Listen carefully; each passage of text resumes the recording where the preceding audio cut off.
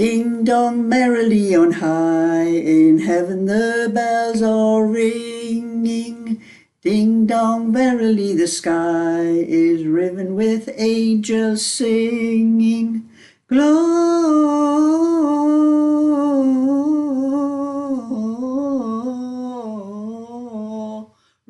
Hosanna in excelsis. In so here below, let steeple bells be swung, and I-O, I-O, I-O, by priest and people sung, and Gloria,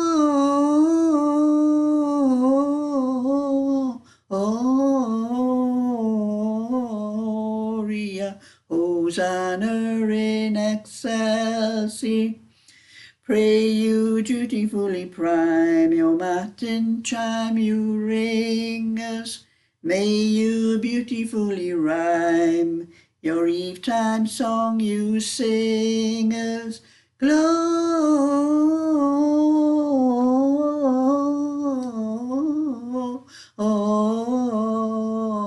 Hosanna in excelsis. That's my bit for that. I had to read the 2 second verses off the my phone because I only knew the first verse, but I have found the lyrics on the internet. But you know, I managed to get the actual music on my introduction at the start because I have been on YouTube and I have put, YouTube has 1 or 2 Christmas songs, but it's about 3 altogether, that's all they've got. And you could get them off there and no, there's no copyright. So what I did was I recorded the music that I had from that site where I had the copyrighted on on some of the songs. I don't think it's on all of them. So I've made a little video with about 15 seconds of the song, that Ding Dong Merrily on High. I did about 15 seconds and I put it through all what I usually do to put it through YouTube. And it would only take a few minutes, only took a couple of minutes, and it was uploaded straight away. You wouldn't see it because I put it up not to be shown, just for myself to find out whether there was any copyright on the music. Because it was piano playing, but it came back okay, there was no copyright on it. There was nothing flashed, because it flashes up straight away on my screen. It tells me there's copyright in it, that I can use it, but I can't monetize it. The money would go to the company that had the copyright to it. So that's what I'm going to do with all the rest of the songs that's on that site that I have downloaded. I've got them in a folder in my computer and I'm going to check which ones I can use and which ones I can't. So that one was okay, that Ding Dong Merrily on High. And I hope you like my little version of it. I know I'm not the greatest singer, but it's like I told you, my dad told me, but I think I'm a little bit better than I used to be. I've had a lot of years of practice. You know, with your kids, you have to do these songs with your kids and that when they're at school and all that. But anyway, I am on with the blanket. I put it on spread it across both needles and put it down flat on my floor and measured it. And it measures 30 inches wide. At the moment, when I measured it, was 21 inches. And I have been doing a little bit knitting since then, so it's probably a bit more than that now. So it'll not be long before I'll have this one finishing off my hands. And my friends, I've done, this is the second sleeve, so there's not much more to do. So I'm hoping I'll get at least up to the armholes, because it is now, it's after 1 o'clock now. I've had a little bit lunch, but I was just doing a little bit more of the blanket because I usually start on this after lunch. But as soon as I finish this video, I'm on with this one for my friend. Like saying, I'm hoping I'll get up to, at least up to the armholes by tonight, because it does have to do about from here, from the bottom there, it has to measure 17 inches. So there's quite a lot of rows, and this pattern, this blackberry pattern, is more rows to the inch. Normally, just knitting this straight would be about 7.5 rows to the inch. With the blackberry pattern, with it being, having to knit the stitches below and that, it's anything from about 9.5 to 10 rows to the inch. So there's a lot more rows to the inch. That's why this one takes a lot longer to knit. So hopefully I'll get the rest of it. If I get up to the armholes done, I'll get the sleeve finished on Wednesday, and then possibly between Wednesday and Thursday, before I go to bingo at Thursday tea time, I'll be able to get all the rest done, get the neck and the bands on and get it sewn up. And that's my friend off my back. So anyway, I am just knitting what I can, but I do have to go to the, I don't particularly have to go to the post office, but I do have to post these 6. That's what I've done. That's what I've got left in the basket there after I've done these. I have 6 done. See there. 6 done for Belinda, and the next ones are for Hilary. When I do the next ones for Hilary, I'm going to change the colours around. Instead of the cream in the middle, I'm going to put the green in the middle, and then there'll be red here, and be cream around there, and then the green around the edge. That's what I have to do with these, because I buy like 3 balls of each colour, like a ball of green, a ball of cream and a ball of red. And if I keep on doing them this way, it ends up like what I've got in there, or it ends up with one of those colours where you have a lot of and hardly any left the other. So I have to work them out so that those 3 balls are worked out even. So that's what I do. And then after I do that one with the green in the middle, the next set I do will be have red in the middle, and then it will be the cream, and then the green, and then the red around the edge, around the scalloped edge. That's what I do with these, to use the balls up evenly. Otherwise, I wouldn't have enough of one colour to finish all of them off that I have to do. And don't want to have to buy any more of this, because I do, you know, what I'm going to do up to the Christmas time, and the rest will be just left until next Christmas. So that's that one done.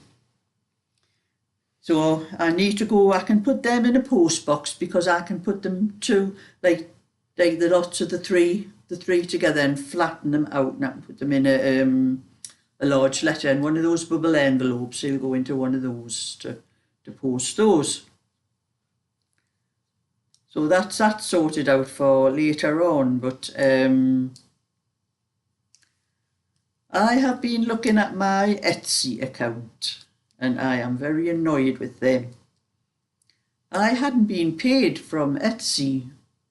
Must have been about 2 or 3 weeks. You know, I don't check all the time. The money, I have Monday as my payday for Etsy, and I think it's Tuesday for anything I get from eBay. I have a weekly pay.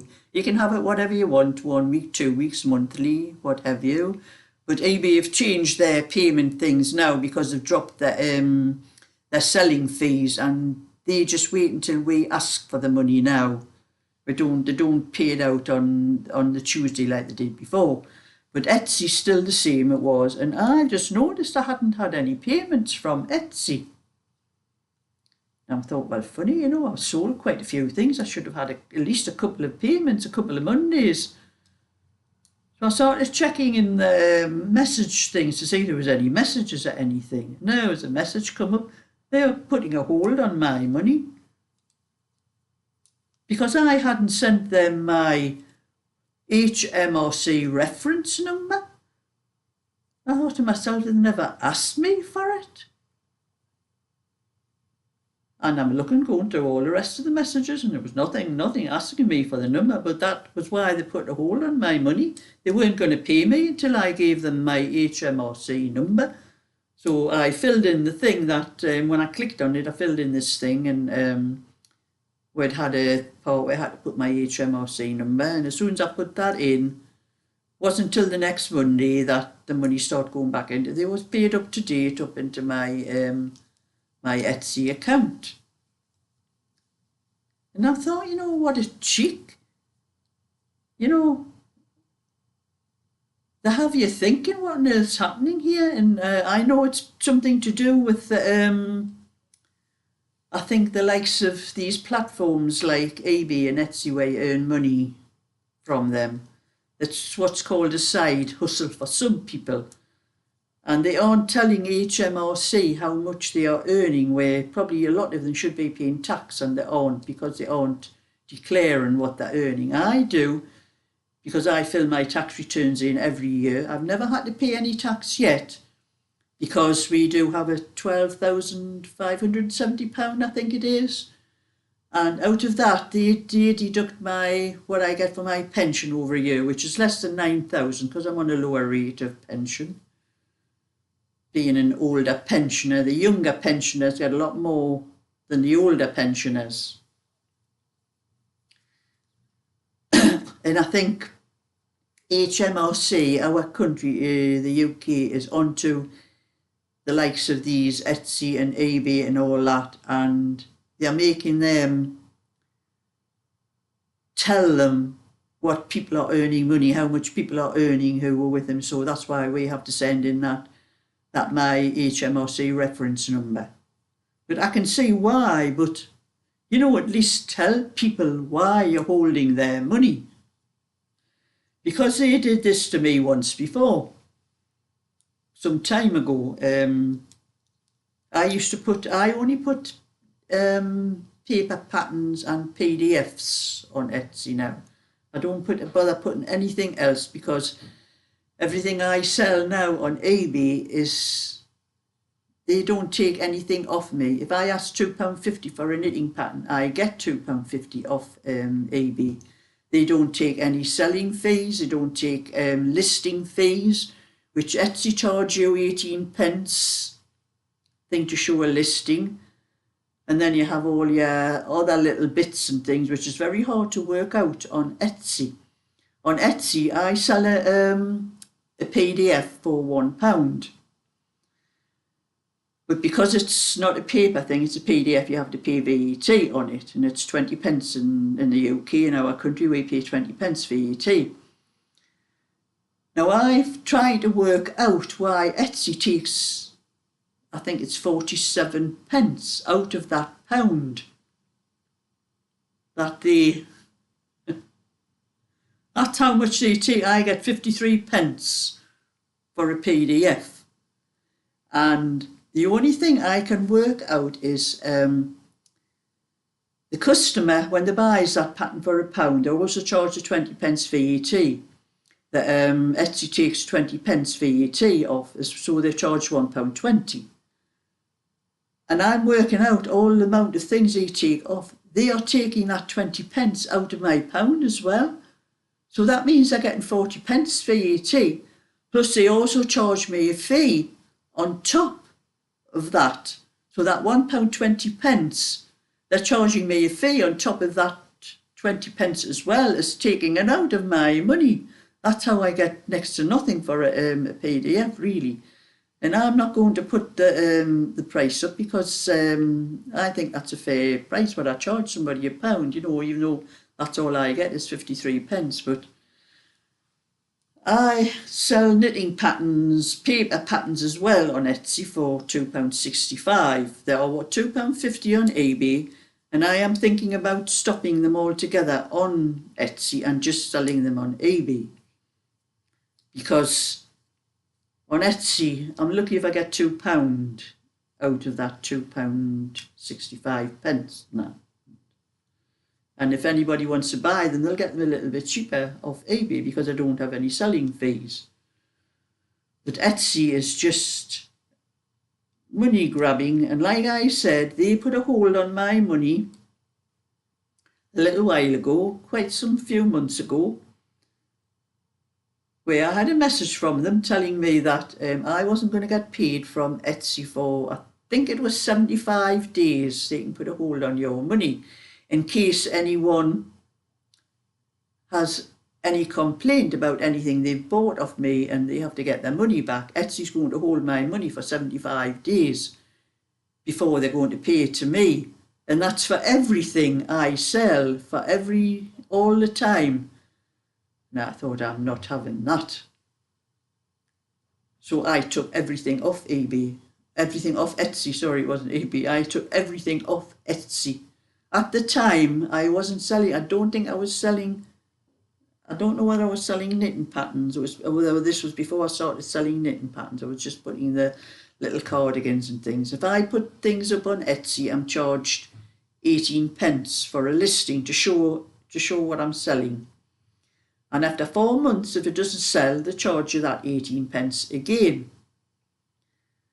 And I didn't like that because on eBay, they don't charge you anything until, this was before they dropped the selling fees. They didn't charge you anything until you actually sold that thing. That was when they put their charge on, like the listing charge. But it didn't matter how long it took you to sell it. It could take years. It could be on eBay for years.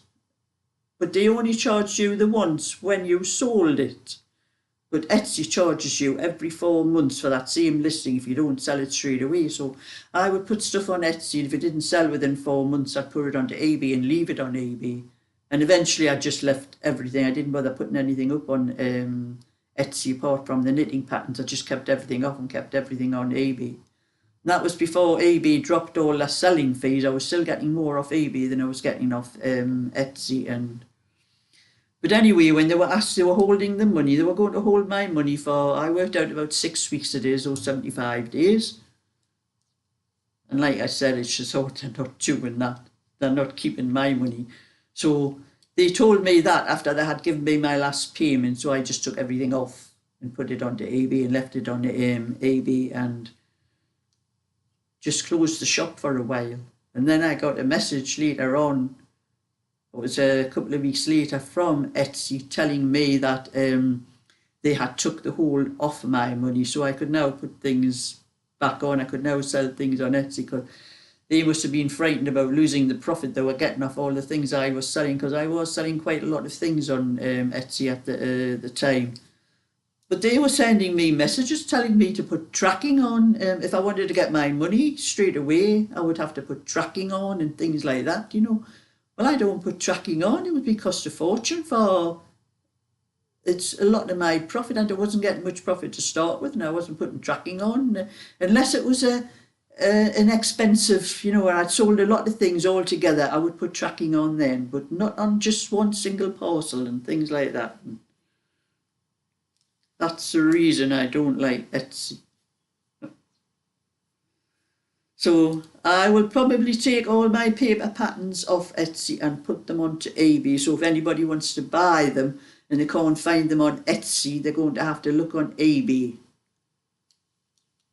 That's just the way things are. So if you can get the more I can get, I will get from eBay. So anyway, I'm going to just carry on what I can do, but I'm going to have a walk up to either the post office or the post box. But I'll probably go to the post office because I do need some milk. I haven't had any milk for a couple of days, and I couldn't be bothered to walk over to the post office, and I couldn't really want to go driving over to the shop with all that wind we had and that the last couple of days. I wasn't bothered, I thought. And then I'm looking in my cupboard, and I've got some tins of evaporated milk. I'll just make some milk with that. So I was mixing that. I think you mix one portion of, or one certain amount of evaporated milk to two of water. It's 2 of water to 1 evaporated milk, that it was. And you know, somebody put a comment on about, I don't know who it was, I can't remember, I'd have to go through all the comments, but someone put a comment on about having evaporated milk in their coffee. They liked evaporated milk in their coffee, and I've never ever tried it, but having to make up this milk, because I was using it in my breakfast cereal as well, and it was quite nice in the breakfast cereal actually.